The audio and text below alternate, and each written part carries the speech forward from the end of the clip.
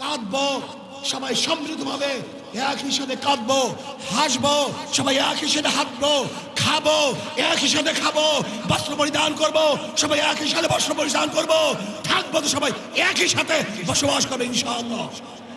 আসুন আমরা যদি ইসলামী দল করি, ইসলামী সংগঠন করি, মিথ্যা বলবো না, ধোঁকাবাজি করবো না। আমাদের চরিত্র আখলাককে মজবুত করতে হবে। নবী আলাইহিস সালাতু ওয়াস সালামের ব্যাপারে আল্লাহ পাক বলেছেন, ইন্নাকা লাআলা খুলুকিন আযীম। অথচ আমরা ইসলামী সংগঠন করি, আমরা মিথ্যা আশ্রয় নেই, ধোঁকাবাজি করি। এটা ইসলামী সংগঠনের কোনো সদস্যের চরিত্র হতে পারে না।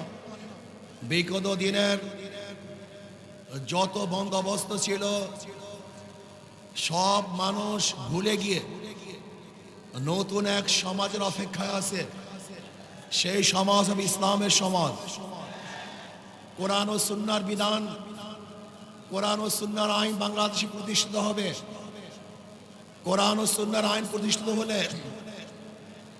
সাম্যতা রক্ষা হবে, মানুষের মধ্যে বৈষম্য থাকবে না। বাংলাদেশের একজন মানুষও ক্ষুধার্তহীন থাকবে না, বাংলাদেশের মানুষ বস্ত্রহীন থাকবে না, আমার বাংলাদেশের কোনো মানুষ গৃহহীন থাকবে না। যদি ইসলামী হুকুমত হয়, বাংলাদেশের একজন মানুষও চিকিৎসাবিহীন মারা যাবে না ইনশাআল্লাহ। যদি ইসলামী হুকুমত হয়, তাহলে বাংলাদেশের মানুষগুলি শৌকিয়ত করে বাঁচতে পারবে। এই ভূখণ্ডের দিকে কেউ আঙ্গুল তুলে তাকাতে পারবে না। যদি ইসলামী হুকুমত হয়, বাংলাদেশের একটা টাকা বিদেশে পাচার হবে না।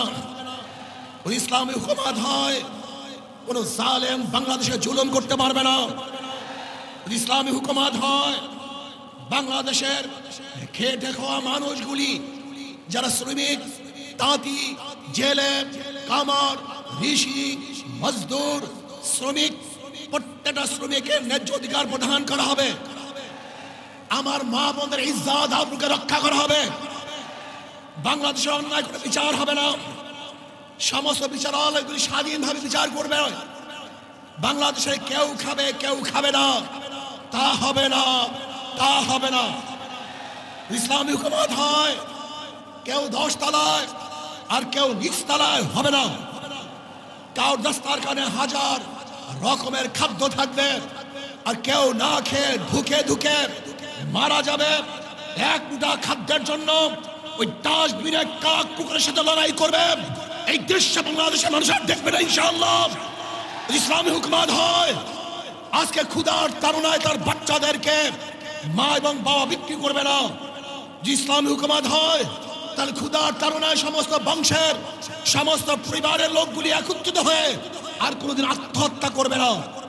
যে ইসলামী হুকুমত হয়, এদেশের হিন্দু, বৌদ্ধ, খ্রিস্টানরা তাদের স্বাধীনভাবে ধর্ম পালন করবে, বাধা দেওয়ার মতো কেউ থাকবে না।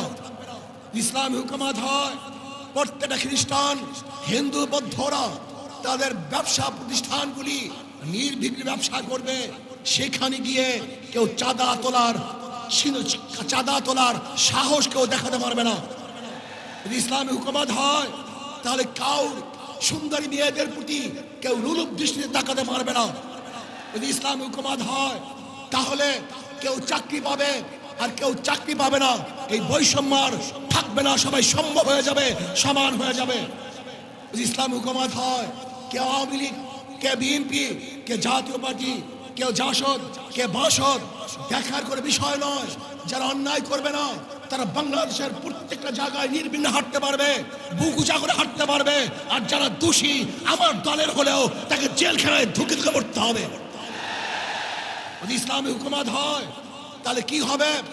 কাঁদবো, সবাই সমৃদ্ধভাবে একই সাথে কাঁদবো, হাসবো, সবাই একই সাথে হাঁটবো, খাবো, একই সাথে খাবো, বস্ত্র পরিধান করবো, সবাই একই সাথে বস্ত্র পরিধান করবো, থাকবো তো সবাই একই সাথে বসবাস করবে ইনশাআল্লাহ।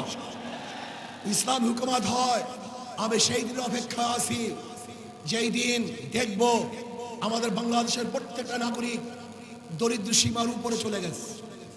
আমার বাংলাদেশের একজন মানুষ ক্ষুধার্ত নাই, বস্ত্রহীন নাই, চিকিৎসাহীন কেউ ঝুঁকিতে মরবে না, বাংলাদেশের গরিব সন্তানগুলি যারা মেধাবী উচ্চ শিক্ষার জন্য তাদের আর চিন্তা করতে হবে না, সরকারি খরচে সর্বোচ্চ শিক্ষা দেওয়ার ব্যবস্থা সরকার করবে ইনশাআল্লাহ। আমরা কি দেখতে চাই? এমন এক সমাজ দেখতে চাই যে সমাজের মধ্যে থাকবে সাম্য, মানবিক মর্যাদা, সামাজিক ন্যায় বিচার। আজকে বাংলাদেশের বিচার ব্যবস্থা বলতে কিচ্ছু নাই। আপনারা দেখেছেন আমাদের দেশের ল, আমাদের দেশের আইন, কেউ যদি আসামি হয় এবং সাজাপ্রাপ্ত হয় তাকে কোর্টে হাজির হয়ে তারপরে জামিন মঞ্জুর করাতে হয়। কিন্তু আমরা কি দেখেছি, বিদেশে থাকা অবস্থায়ও কোর্ট তাকে জামিন দিয়ে দিয়েছে। এরকম আইন বাংলাদেশের আছে বলে আমার জানা নেই। তার মানে বিচার বলতে আমাদের বাংলাদেশে কিছুই নেই।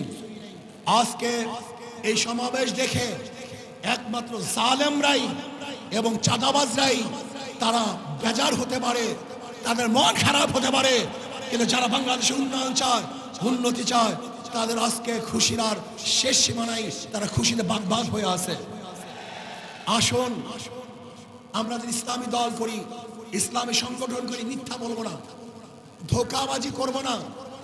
আমাদের চরিত্র আখলাককে মজবুত করতে হবে। নবী আলাইহিস সালাতু ওয়াস সালামের ব্যাপারে আল্লাহ পাক বলেছেন ইন্নাকা লাআলা খুলুকিন আযীম। অথচ আমরা ইসলামী সংগঠন করি, আমরা মিথ্যা আশ্রয় নেই, ধোঁকাবাজি করি। এটা ইসলামী সংগঠনের কোনো সদস্যের চরিত্র হতে পারে না। যা বলবো স্পষ্ট বলবো, যা কিছু করবে স্পষ্ট বলবো, কোনো অবস্থায় মিথ্যা বলবো না। যদি আমরাও মিথ্যা বলি তাহলে আমাদের উপরে মানুষ আস্থা হারিয়ে ফেলবে, আমাদের কথা মানুষ বিশ্বাস করবে না। আসুন আগামী নির্বাচনে ঐক্যবদ্ধভাবে নির্বাচন করবে ইনশাআল্লাহ। আমি আগেই বলে দিয়েছিলাম, যদি আমরা মুনাফিকি না করি, আমাদের কলিজা, আমাদের কলব যদি ঠিক থাকে, আগামী ইসলাম হুকুমত হবেই হবে ইনশাআল্লাহ। লিখে রাখতে পারেন, লিখে রাখতে পারেন, আগামী সংসদ হবে ইসলামের সংসদ, আগামী সংসদ হবে কোরআন ও সুন্নাহর সংসদ। আল্লাহ আমাকে এবং আমাদের সবাইকে একই সাথে এক ও ন্যাক হয়ে ইসলাম হুকুমত কায়েম করার জন্য আল্লাহ পাক আমাকেও চেষ্টা করার তৌফিক দান করুন, আমাদের সবাইকে কবুল করে নেন। আমা আলাইনা ইল্লাল বালাগ। আসসালামু আলাইকুম ওয়া রাহমাতুল্লাহি ওয়া বারাকাতুহু।